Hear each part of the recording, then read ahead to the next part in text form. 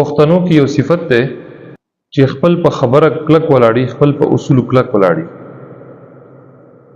دې سره سره دو کې یو داسې بیماری پیدا شوې ده، یو داسې غلط سیز پیدا شوی دی چې هغې د وجې دونه یو عجیبه قسم شخړې دي.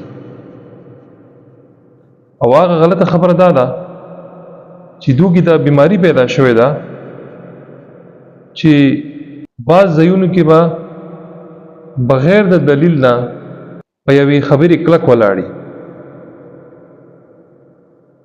په قرآن نه لر کېږي بیا. نو هغې د وجې هغه بې دلیله چې یو ځای کې کلک ولاړي، نو هغې د وجې دو کې یو قسم شخړه پیدا شي، د دو د وجود نه، د دو د شخصیت نه یو شخړې دي. او بیا دقې د وجې دو په دنیا کې په هر میدان کې رستو پاتې شي، د اپډیټ کېدو صفت ته نه وځي، د تحقیق کولو ماده ته ختم شي. نو دی وجې نه دا ښه خبره ده چې ته خپل اصول، خپل تقلید او خپل پښتونولي، خپل جرګه او خپل څومره ستا اصول او رسم و رواج دی د پاره د دې چې ستا نظم او ستا قوم چې کوم دی هغې نظم برقرار وي. خو دې سره سره په خپل په شخصیت کې د دې خبرې خیال ساتئ چې تاسو کې دا بیماری پیدا نشي چې بې دلیله یو ځای کې کلک ودرېږي او بیا یو 10 کاله 20 کاله بعد ته شخړې روانې شي.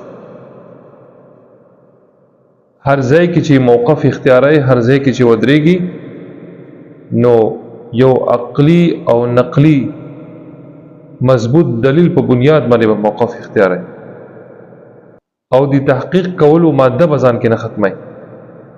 هر سیز باندې به تحقیق کوي، هر سیز باندې به ریسرچ کوي، ځان به پوهه کوي. چا یو سیز ایجاد کو، په هغې ځان پوهه کا چې دا څه دپاره ایجاد کړی دی او د دې د استعمال طریقه څه ده.